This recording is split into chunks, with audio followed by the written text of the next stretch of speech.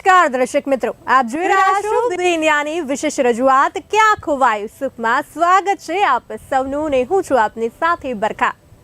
દર્શક મિત્રો, જો તમારા જીવનમાંથી દુઃખ દૂર થવાનું નામ ન લેતું હોય અને અનેક પ્રયત્ન કર્યા છતાં પણ સફળતા ન મળતી હોય તો તમે સુખ સૌભાગ્ય વધે તેવા વાસ્તુના ઉપાય અપનાવી શકો છો. વાસ્તુશાસ્ત્રમાં એવા કેટલાક નિયમો જણાવવામાં આવ્યા છે જેનું પાલન કરવાથી વ્યક્તિનું ભાગ્ય ચમકી જાય છે, સાથે પ્રગતિમાં પણ મદદરૂપ બને છે. તો અમારા ખાસ કાર્યક્રમમાં આપને વાસ્તુ સંબંધિત બધા જ સવાલોના જવાબ જે છે તે મળી રહેશે. તો આપણી સાથે વાસ્તુ નિષ્ણાંત ધીરેન શાહ જોડાયા છે, જેમણે 4000થી વધારે ટીવી શો દેશ વિદેશમાં આપ્યા છે. આવા એક્સપર્ટ સાથે આજે આપણે ચર્ચા કરીશું વાસ્તુશાસ્ત્ર રિલેટેડ.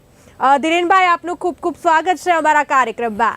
નમસ્કાર ધીરેનભાઈ, આજનો મારો પહેલો પ્રશ્ન છે આપની પાસે કે આજકાલ જે પેરેન્ટ્સ હોય છે પોતાના બાળકોની ખૂબ જ ચિંતા કરતા હોય છે અને જે રીતે બાળકો ભણતા હોય છે ક્યાંક ને ક્યાંક ભણતરમાં વધારે ધ્યાન નથી આપતા, રમવાનું વધારે પસંદ કરતું હોય છે. ક્યાંક ને ક્યાંક બાળકો એટલે કે સ્ટડી રૂમ રિલેટેડ આ મારો પહેલો પ્રશ્ન છે કે સ્ટડી રૂમ માટે વાસ્તુ ટિપ્સ કઈ હોઈ શકે?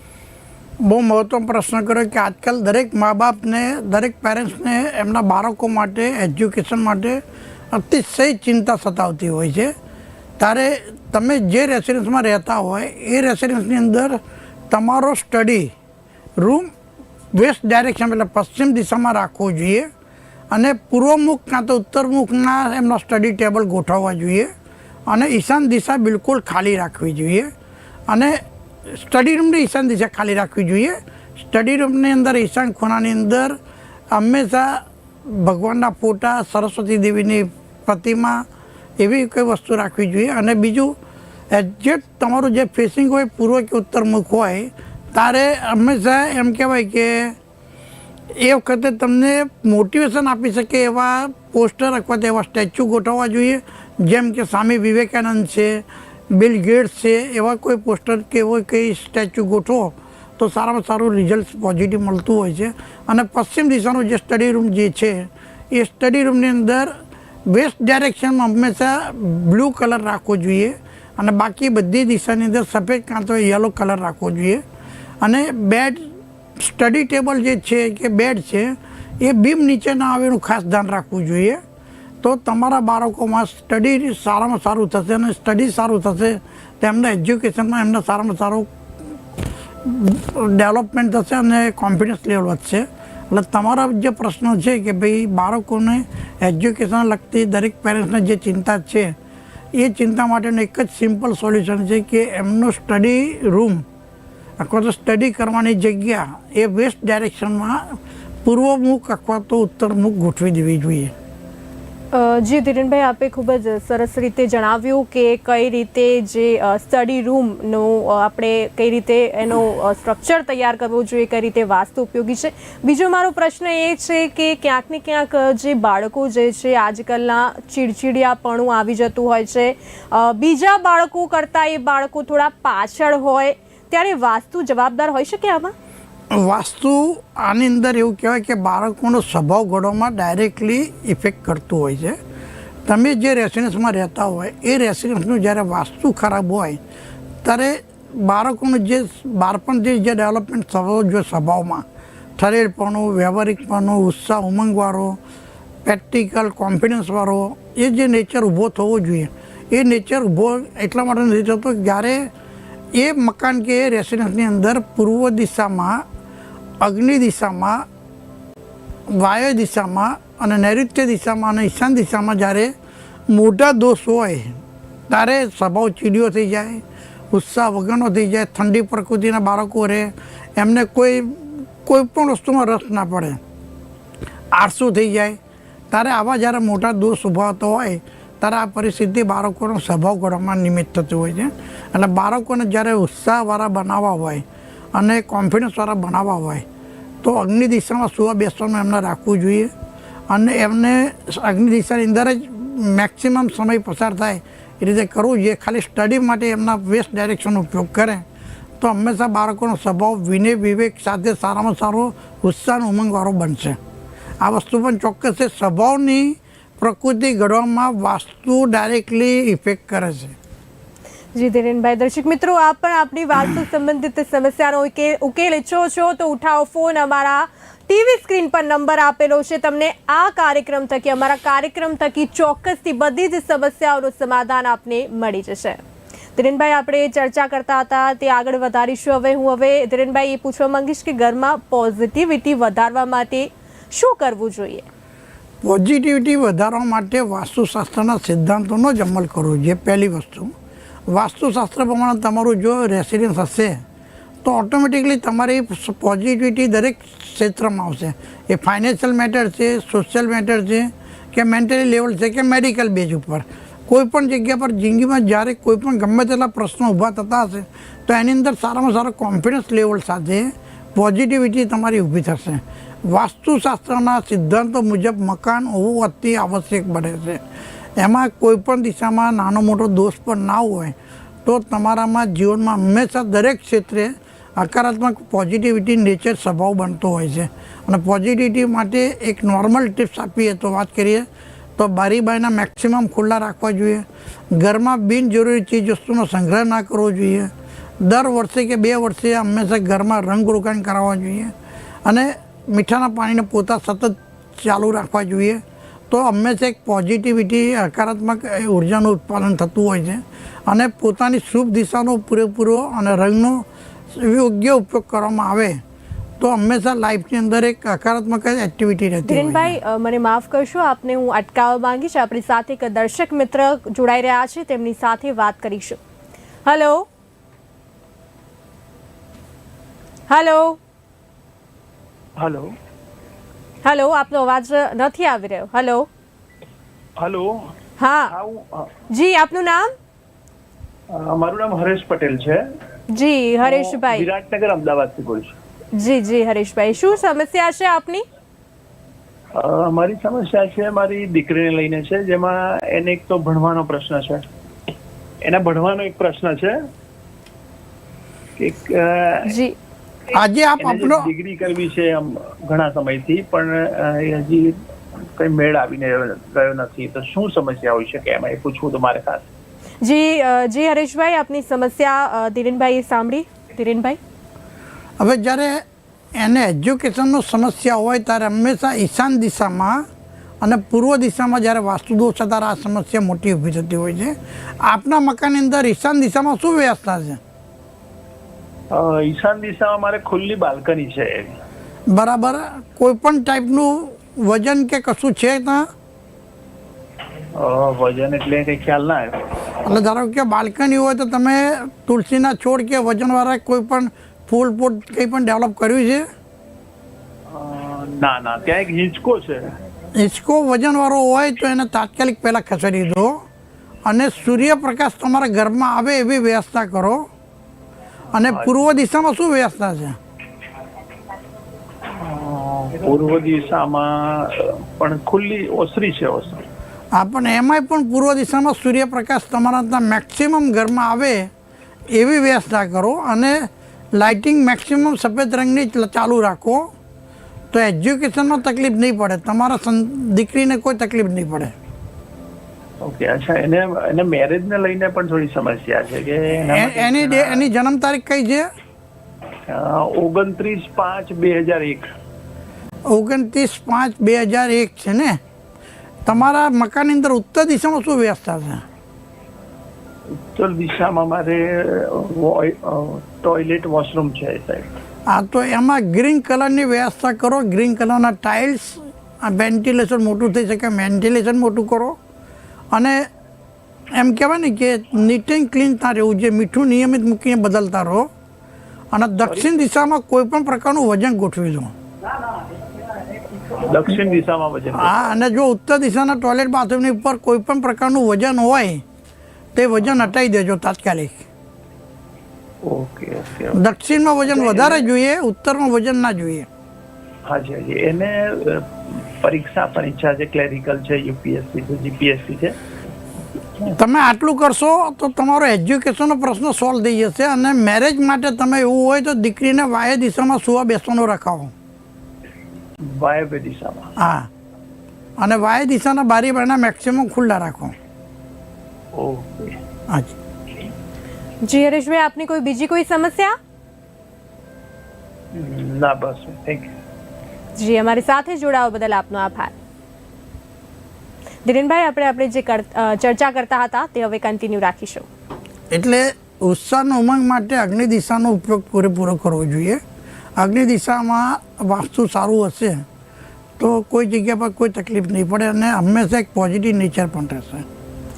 જી ધીરેનભાઈ, હવે જે રીતે આજકાલના હું વાત કરું પૈસાની, કે ઘણા બધા લોકો પ્રયત્ન કરતા હોય છે, ઘણી બધી મહેનત કરતા હોય છે, પરંતુ પૈસા જે છે તે ટકતા નથી તિજોરીમાં. તો એની કોઈ ટિપ્સ હોઈ શકે તિજોરીમાં પૈસા ટકી રહે તે માટે? કઈ ટિપ્સ ધ્યાન રાખવી વાસ્તુશાસ્ત્ર મુજબ? પૈસા ટકી રહે અને પૈસામાં સતત વધારો થાય એના માટે વાસ્તુશાસ્ત્રમાં ઘણી મહત્ત્વની ટિપ્સ આપેલી છે. કે પહેલાં તો તમારી જે તિજોરી, પૈસા મૂકવા માટેની જે તિજોરી છે એ તિજોરી હંમેશા દક્ષિણ દિશામાં ઉત્તરમુખ ખુલે એ રીતે રાખવી જોઈએ. ઘણી બધી વખતે એવું જોવા મળ્યું છે કે દક્ષિણ નૈઋત્યમાં તિજોરી મૂકવામાં આવે છે અને ખુલતું હોય છે અગ્નિ બાજુ અથવા તો વાય બાજુ ખુલતી હોય છે, તો ત્યાં પૈસો ટકતો નથી હોતો. બીજી કોઈ પણ દિશામાં જ્યારે તિજોરી ગોઠવવામાં આવે. ધીરેનભાઈ, હું આપને અટકાવવા માંગીશ વચ્ચે. વધુ એક દર્શક મિત્ર આપણી સાથે લાઈન પર જોડાઈ રહ્યા છે, તેમની સાથે વાત કરીશું. Hello hello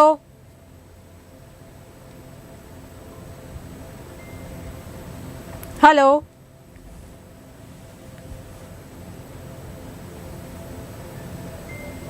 hello. હેલો. જી, આપનું નામ? હું નીલમ વાત કરું છું. જી નીલમ, ક્યાંથી બોલી રહ્યા છો? સુરતથી વાત કરું છું. જી નીલમ, શું સમસ્યા છે આપની? હું તમારો શો છે ને દર શનિવારે જોઉં છું. જી. અને આજે એટલે મારે એક એવી પ્રોબ્લેમ છે કે ઘરમાં આપણે તુલસીનો છોડ કઈ દિશામાં રાખવો જોઈએ? તુલસીનો છોડ હંમેશા ઈશાન દિશામાં અથવા તો પૂર્વ દિશામાં રાખવો જોઈએ. અને આને નીચે મૂકી શકાય કે પછી આપણે પૈસાની ઉપર જ મૂકવો પડે? ઈશાન દિશામાં મૂકો તો નીચે મૂકી શકાય અને પૂર્વ દિશામાં પણ નીચે મૂકી શકાય. બીજી કોઈ દિશામાં તુલસીનો છોડ રખાય નહીં. જી. અને તુલસીની સાથે આપણે બીજા કોઈ પણ છોડ રાખી શકીએ કે ના રાખી શકીએ? નાના ફૂલ છોડ રાખી શકાય, 5 ફૂટથી મોટા કોઈ પણ ઝાડ ના રાખી શકાય ઘરમાં. નાના ફૂલ છોડ જે 5 ફૂટથી નીચા હોય એ બધા જ તમે રાખી શકો. અચ્છા, ઓકે. જી નીલમ, આપની બીજી કોઈ સમસ્યા? ના બસ. જી, અમારી સાથે જોડાવા બદલ આપનો આભાર. ધીરેનભાઈ, આપણે તિજોરીને લઈને ચર્ચા કરતા હતા કે તિજોરી તમારી દક્ષિણમુખી અને ઉત્તરમુખી હોવી જોઈએ, પહેલી વસ્તુ. બીજી કોઈ પણ દિશામાં તિજોરી જો મૂકવામાં આવશે તો આવકની સામે જાવક તમારી વધી જશે. જે સતત વધવી જોઈએ આવક તિજોરીમાં એ વધે નહીં અને તમારે હંમેશા જાવક વધી જવાના હિસાબે તમે હંમેશા ટેન્શનમાં રહો અને તમારા પૈસાનો ઘટાડો દિન પ્રતિદિન તમારી જે કેપિટલ હોય એ તદ્દન સમાપ્ત થઈ જાય અને તમે દેવામાં પણ ઉતરી શકો. એટલે તિજોરીની મેઇન વ્યવસ્થા વાસ્તુશાસ્ત્રમાં સ્પેસિફિક બતાવવામાં આવી છે. દક્ષિણ દિશામાં મૂકીને ઉત્તર બાજુ ખુલે એ રીતે તિજોરીની વ્યવસ્થા કરવી જોઈએ. જી ધીરેનભાઈ, આ પહેલાં મેં આપને સવાલ પૂછ્યો હતો કે ઘરમાં જ્યારે પોઝિટિવિટી રાખવી હોય ત્યારે શું કરવું, ત્યારે તમે એવો જવાબ આપ્યો કે ઘરમાં રંગ રોગાન કરવા પડે, સાથે સાથે સૂર્યની કિરણ પણ આવી જોઈએ.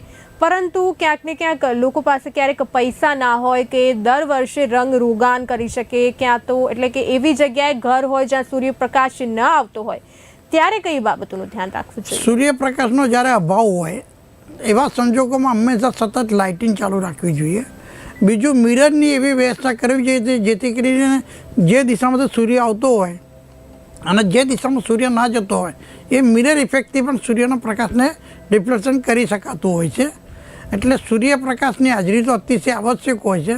નથી ત્યાં શક્ય ત્યાં મિરર ઇફેક્ટથી ડાયવર્જન આપી ડિફ્લેક્ટ કરીને પણ સૂર્યપ્રકાશને લાવી શકાય. પ્લસ સતત લાઇટ ચાલુ રહેવી જોઈએ.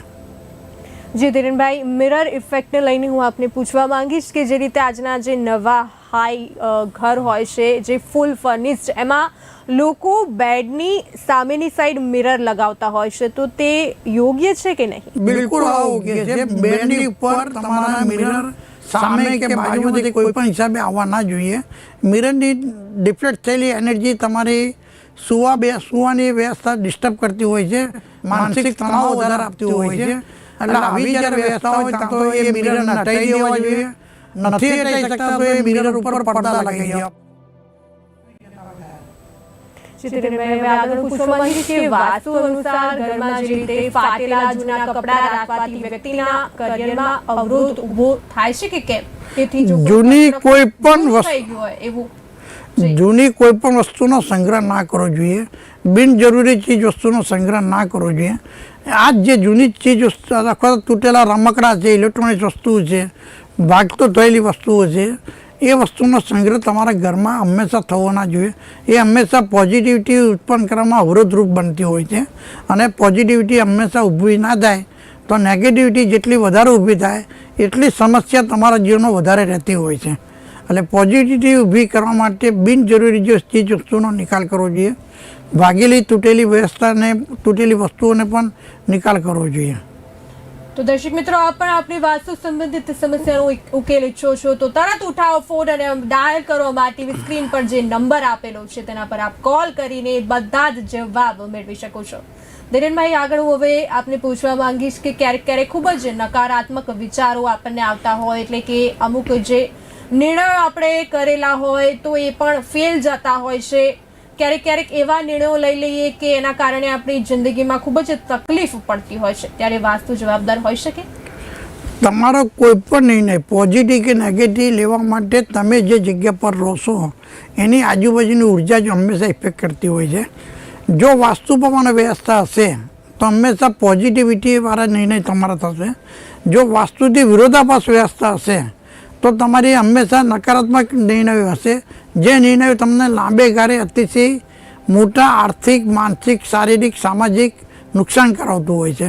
એટલે વાસ્તુ એમ કહી શકાય કે જીવનના દરેકે દરેક ક્ષેત્રે, દરેકે દરેક સ્ટેપે ઇફેક્ટ કરતી હોય છે.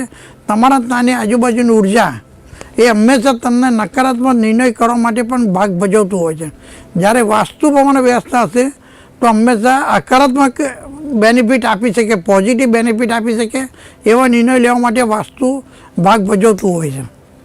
ધીરેનભાઈ, ક્યારેક ક્યારેક વિશ્વાસ લઈને હું આપણે પૂછવા માંગીશ કે ક્યારેક ક્યારેક લોકો વચ્ચે, એટલે કે વિશ્વાસ ઓછો થઈ જાય છે, એટલે કે આપણે કોઈના પર વિશ્વાસ નથી કરી શકતા, ત્યારે આમાં વાસ્તુ જવાબદાર હોઈ શકે? આમાં પણ વિશ્વાસ કોઈની પર મૂકવો, પોતાની જાત ઉપર વિશ્વાસ રાખવો, આત્મવિશ્વાસ રાખવો, એ જે સ્વભાવનું ઘડતર જે થાય છે એ તમારા ત્યાંની રહેલી ઉર્જા જ તમને ઇફેક્ટ આપતી હોય છે. તમારા વાસ્તુના સિદ્ધાંતોથી વિરોધાભાસ જ્યારે વ્યવસ્થા હોય ત્યારે તમારી પ્રકૃતિ સ્વભાવને નિર્માણ કરવા માટે કામ કરતું હોય છે. નેગેટિવિટી તમારામાં હંમેશા વધી જતી હોય છે.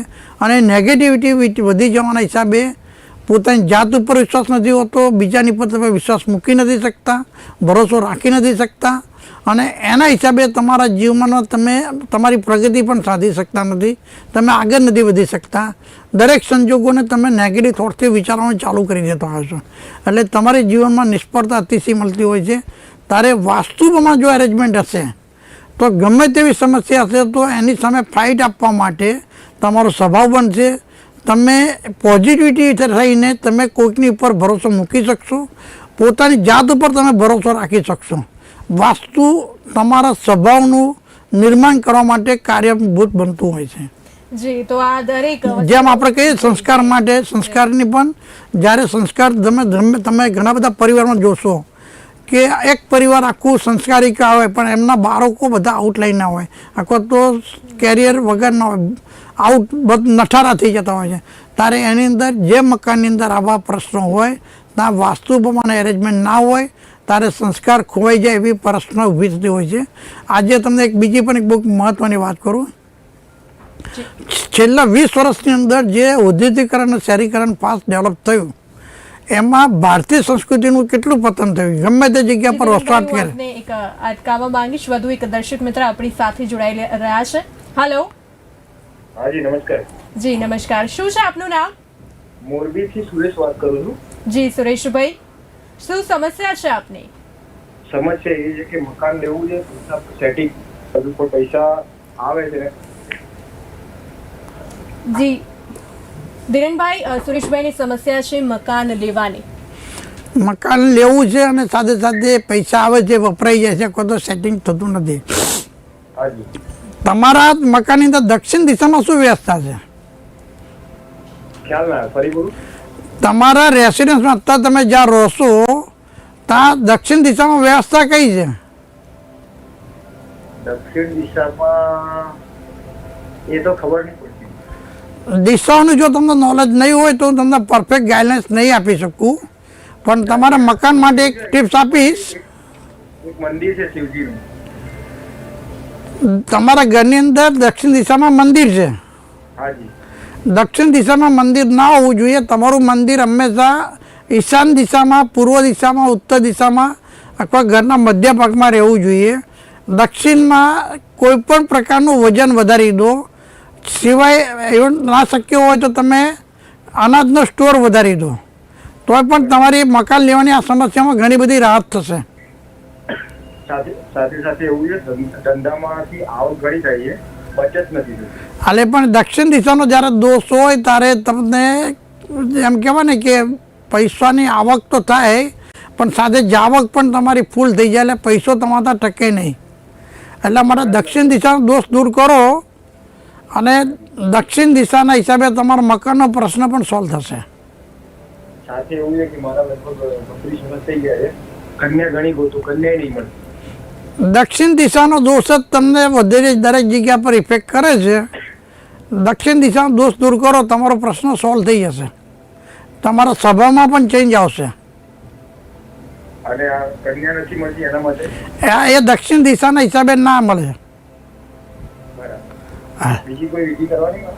ના, કોઈ વિધિ નથી હોતી વાસ્તુશાસ્ત્રમાં. વાસ્તુશાસ્ત્ર હંમેશા સાયન્સ સબ્જેક્ટ છે, એમાં એરેન્જમેન્ટ પરફેક્ટ કરવાની હોય. એક મહારાજ મળ્યા હતા અને કંઈક કહેતા હતા કે તમારે બગલામુખીનો કંઈક પાઠ કરાવવો પડશે. એ વિષય મારો નથી. તમે વાસ્તુ પ્રમાણે એરેન્જમેન્ટ પરફેક્ટ કરી લો, તમને શુભ પરિણામ મળશે. અને મહારાજ મારે તમને ઘરે બોલાવી અને વાસ્તુશાસ્ત્રનો દોષ નિવારણ કરવું હોય તો? મારો નીચે નંબર આવે છે, નંબર ઉપર કોન્ટેક્ટ કરી શકો છો.